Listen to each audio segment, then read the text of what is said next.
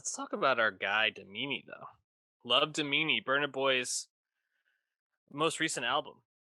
Just Sixth. dropped this weekend. We talked about Twice as Tall back in 2020. One of our favorite albums from that year, honestly, and, Right. and just such an impressive showing for Burna Boy. Really leveled him up fame wise. Notoriety has gone through the roof, and so very very excited to hear Love Damini. Did you feel like Love Damini lived up to the Twice as Tall expectations? Yeah, I think that's a good question, good way to put it. I think it really depends how much you listen to Burna Boy, because these last now three albums, African Giant, Twice as Tall, and I Love the Meanie, these are the albums that have been out since Burna Boy's become that global superstar that he is. Back in May, becoming the first Nigerian artist to headline Madison Square Garden.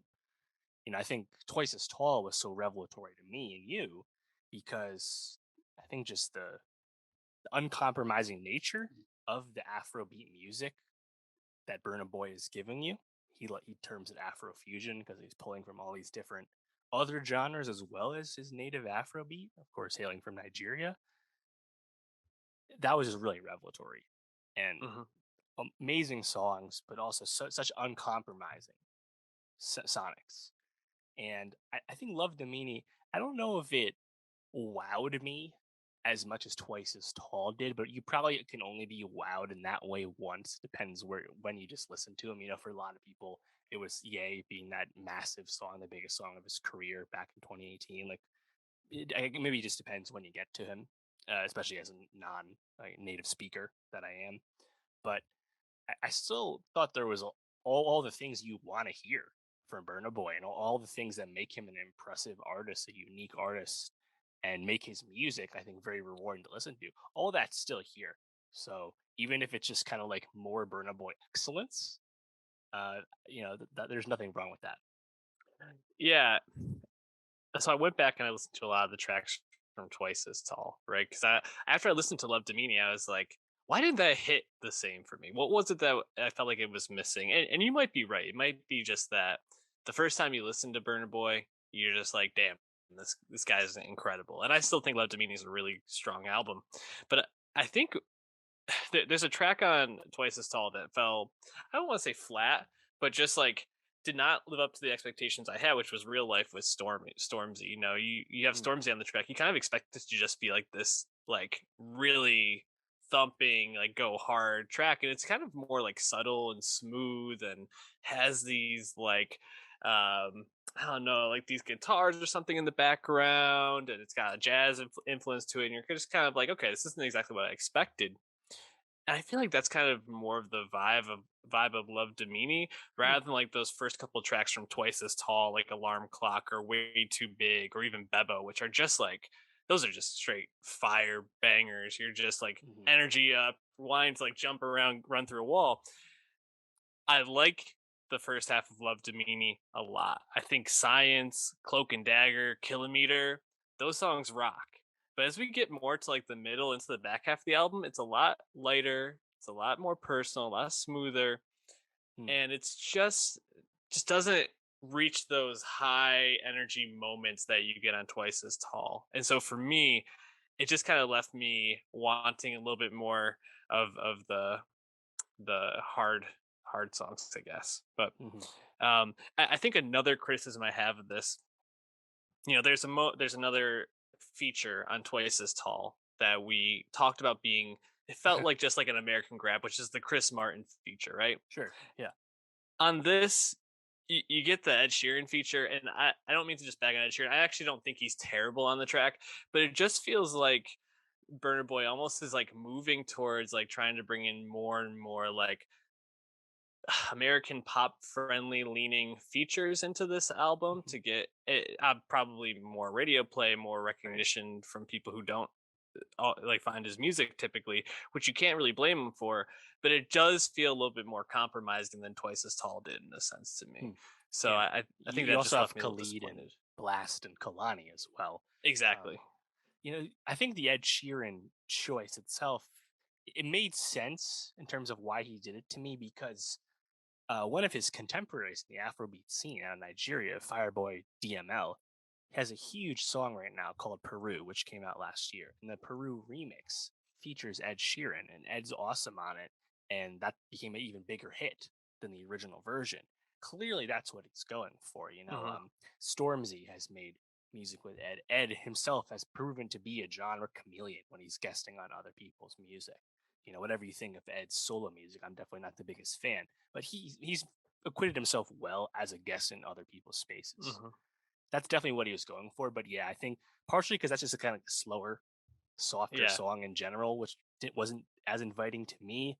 And again, like I love Peru from Fireboy DML so much, but that's definitely a more upbeat, like fun banger song. Hmm. Um, in terms of I think big name collaborations, you do have Popcan on here, Yep. and I thought that was like a really fun sex jam. Tony and Singh. Uh, Yes. Popcan in particular on that chorus is very catchy, and that beat is just really catchy, really fun. Um, Jagale, also probably one of the better examples of that Afro-fusion Hmm. moniker because that tempo with those horns definitely reminds you more of like a reggaeton song, and Burna Boy putting his spin on that, which is fun. To me, though, the obvious highlight on this whole album, and one of my favorite songs Burna Boy's ever released, is the lead single "Last Last," Hmm. which samples Tony Braxton. Listen to both those songs. It's very obvious. Was it the Tony song? Uh, I forget what's the name of that song. The big hit she has. Apparently, she gets 60% of the royalties because this is a big sample. But I think that's just like a song of the summer candidate. To be honest, I think it's just a huge banger. I really love it. Yeah, I mean, man, I really, really, really love this first like I don't know 5 songs after the opening track, "Glory," "Science," "Cloak and Dagger," "Kilometer," "Jagale," "Whiskey," and "Last Last" are probably my 6 favorite songs off the album. Hmm. Maybe you throw in "Common Person" if you want to have a slow song on there, because I think that's just a really smooth, really like some beautiful flourishes in that track. But I think that first half is really great, and then you slowly start getting into the features, and I feel like the album kind of loses a bit of momentum there. Kind of save for the pop can feature, which you mentioned. I thought Tony Hmm. Yan Singh was great, but yeah, I think Last Last is a clear highlight from this. Um, I I guess like I just kind of think about Burna Boy's like status in music right now. He's obviously still trending upwards. Fully suspect this album to outsell Twice as Tall and continue Hmm. moving a star forward. What do you think you want to see from him going forward? Do you want to see him like continue to fuse like American pop into these? Do you want to see him just kind of stick with this Afro-fusion more?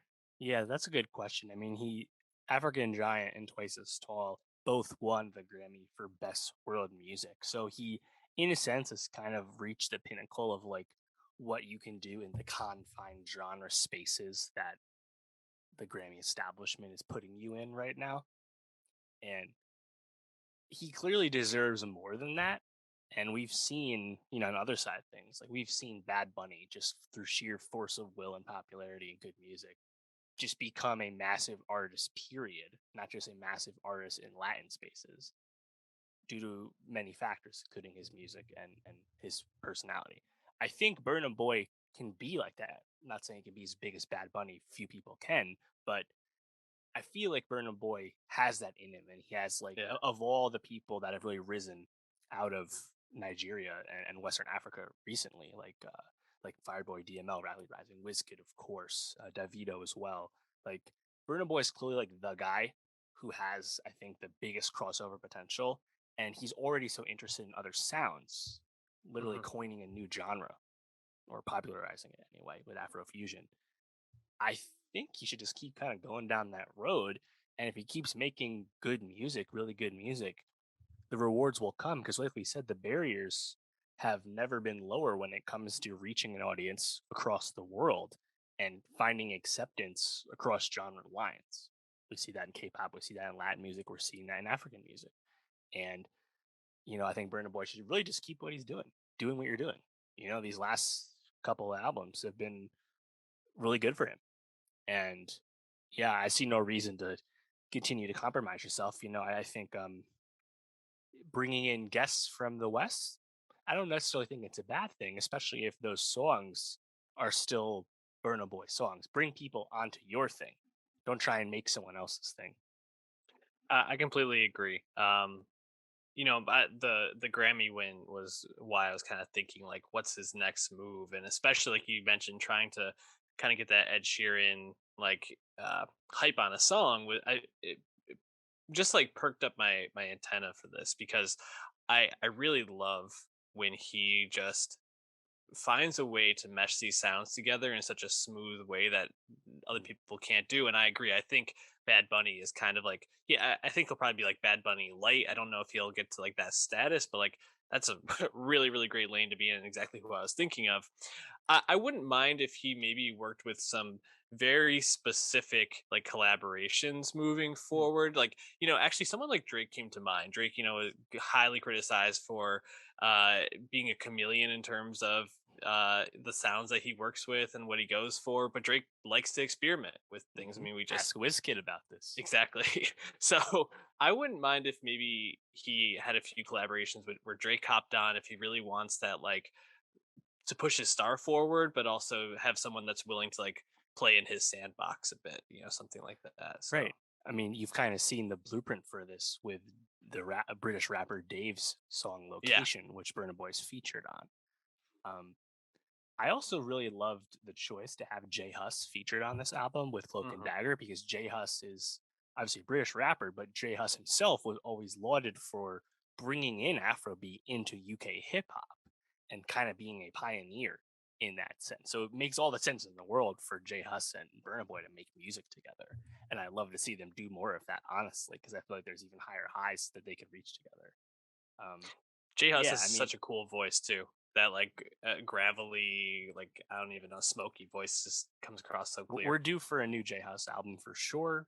Big Conspiracy was a few years back at this point. Also, Fireboy DML definitely has an album coming out on the horizon from what he said. So I'm looking forward to hearing that this year. And we can compare that with this Burna Boy record because he's someone who's very much following in the footsteps of Burna Boy, but also rising fast. So it'll be fun to kind of compare and contrast. Absolutely. Um, we've already put some of these songs onto our nostalgia best of 2022 by the time you're listening to this, so definitely check that out.